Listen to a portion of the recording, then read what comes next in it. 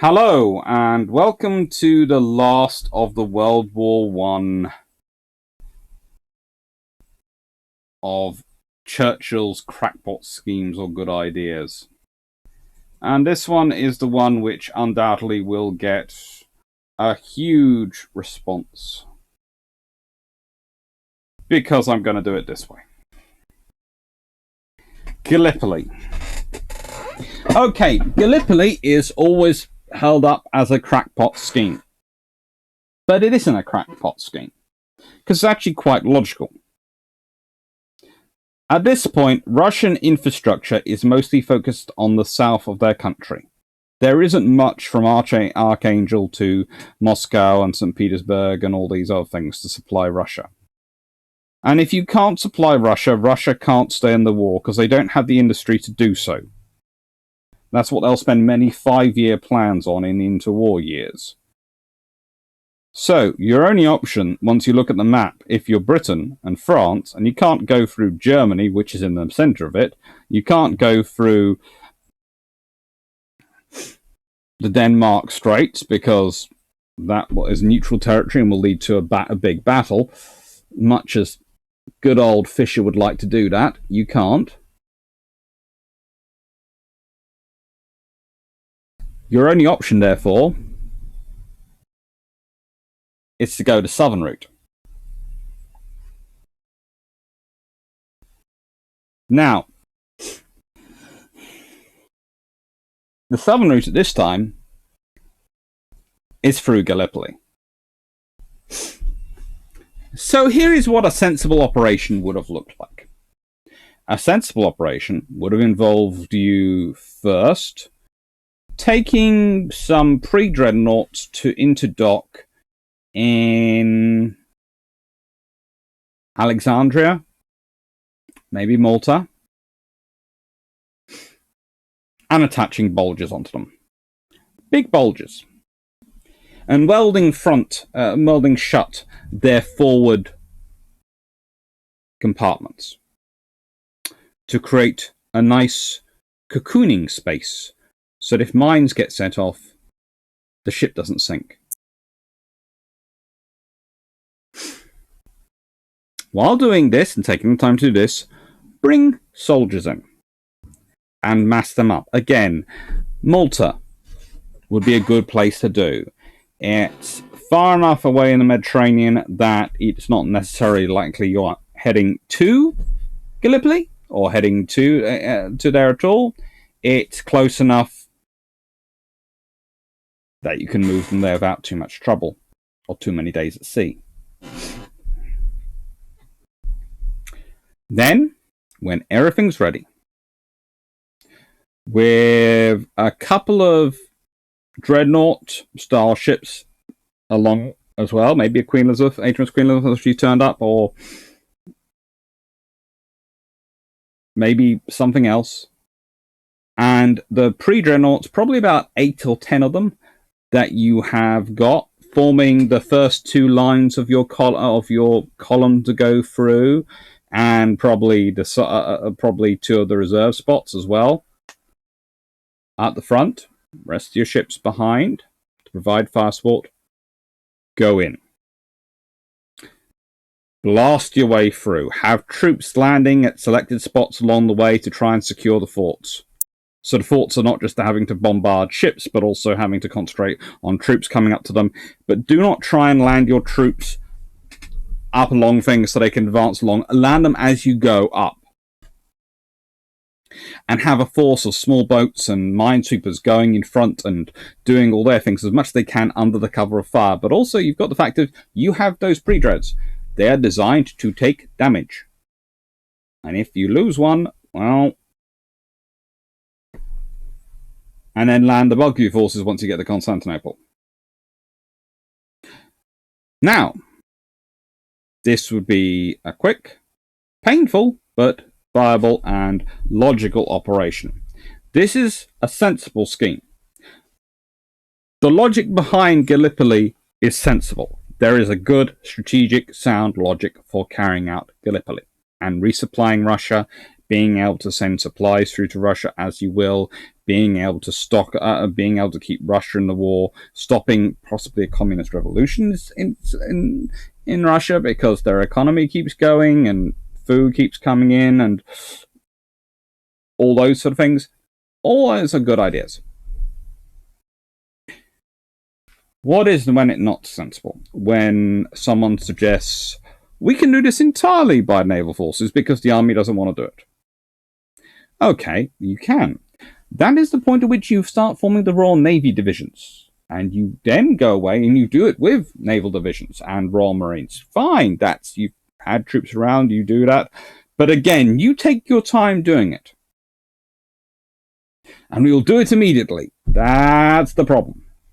You see, it's the time scale. The time scale is what screws everything up.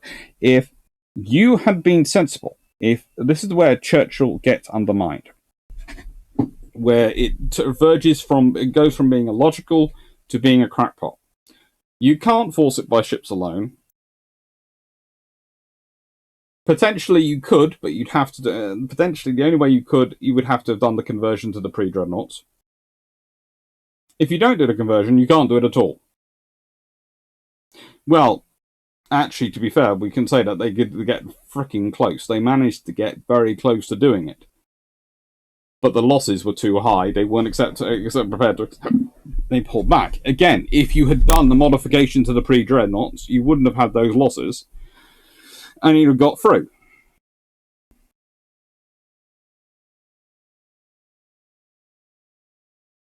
So what is the problem with Gallipoli? Details. Gallipoli is a good idea, but it's not well executed. You can do Gallipoli, but you need to first think it through. You first need accurate intelligence about what's there.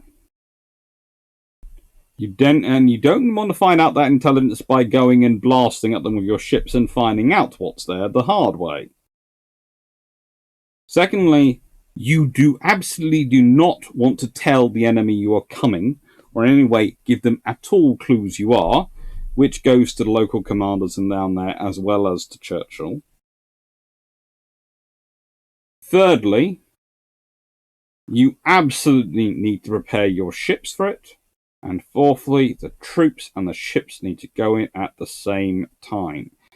Gallipoli could have been a textbook amphibious operation daring raid. A daring operation if they had done a couple of minor changes. I waited till the troops arrived. I used the time waiting for the troops to arrive to modify the ships to be able to deal with mine damage. Those two things alone would have transformed Gallipoli from the millstone around the neck of many from that period from the death and destruction of the flower of Australia, New Zealand, and many, many British troops as well.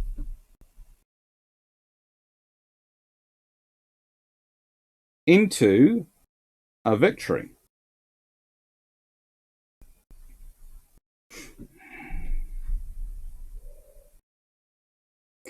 And that's the thing. It becomes a question of, would Anzac Day have been be as important as it today if it had been a glorious victory? And I think it would have been. And I think it'd be remembered in a different way. And it could have been a glorious victory. Very, very easily. Because if I just find the diagram.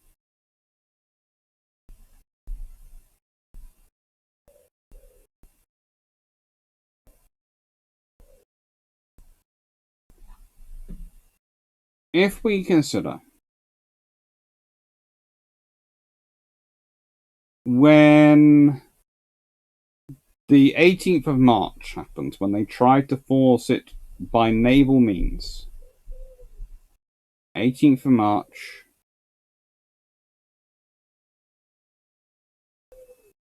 you have HMS Queen Elizabeth, HMS Agamemnon, Lord Nelson, and HMS Inflexible as British Line A. Then French Line B, Gaulois, Charlemagne, Bouvet, Suffren. Then you have British Line B, HMS Vengeance, Irresistible, Albion, and Ocean. Supporting ships, HMS Majestic, Prince George, Swifter, and Triumph, and Reserve, Canopus, and Cornwallis. Now, here's the thing. Of that group, Queen Elizabeth and Inflexible are the two dreadnoughts. Agamemnon and Lord Nelson are two newest pre-dreadnoughts that the Royal Navy has. So new pre-dreadnoughts, they're actually completed after HMS Dreadnought. And then you have Suffren, Beauvoir, Charlemagne, and Gaulois are all pre-dreadnoughts of, well, three of the Charlemagne class, and then the Suffren, around. And then the rest are the British ones, and the rest are all pre-dreadnoughts. For goodness sake, you have HMS Canopus and the Majestics there. These are old ships. Converting them with big bulges would have probably cost a couple of knots of speed, but at no point would anyone have really been fussed, because if they could actually reach those couple of knots of speed still, we would have been surprised. It would have been brilliant. You have the force there. You have 14 pre-dreadnoughts. Even if the French refuse to convert their 4, and I'm not including Agamemnon and Lord Nelson because they are two new ships to have it done, the Royal Navy had 10 they could convert. Vengeance, Majestic, Canopus, Irresistible, Prince George, Cornwallis, Albion, Swifter, Ocean, and Triumph. We have 10 pre-dreadnoughts with bulges. They will go in at front.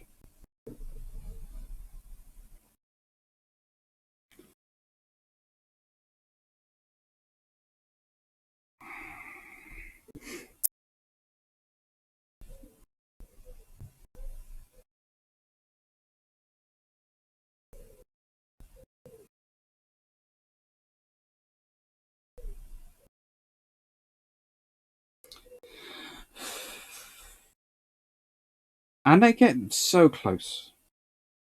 But honestly, the thing is, no commander is ever going to accept the level of risks they were put into place to do. So this is the problem with Gallipoli. This is why it's such a frustrating battle, because strategically it's sound, and I would argue it's one of the biggest what-ifs of World War One, because if Gallipoli succeeds, if they do Gallipoli properly and it succeeds, it knocks the Ottomans out of World War One, which frees up all the forces which would be involved in that.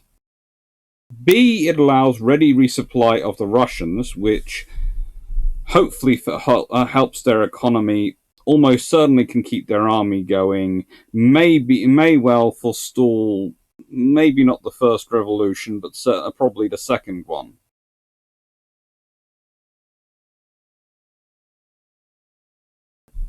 So you do not get the Soviet Union,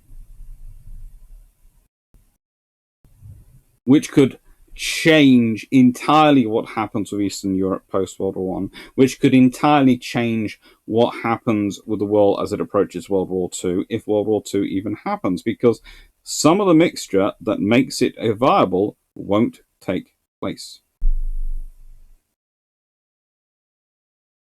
Gallipoli, the big what if. Right, thank you very much. I hope you've enjoyed this World War One series. Next week, the World War Two series starts. So, take care.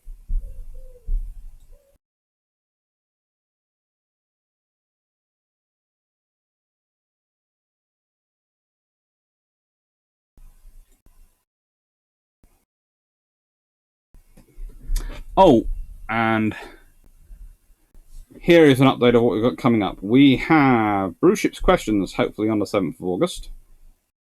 Now, I've put that to that 7th of August for a reason. I have a feeling it might be easier to do it on the Saturday. And starting on the 1st of August, we have... well, this week coming up, we have World War II crackpot schemes of Churchill. Hope you enjoyed them. Thank you, and take care.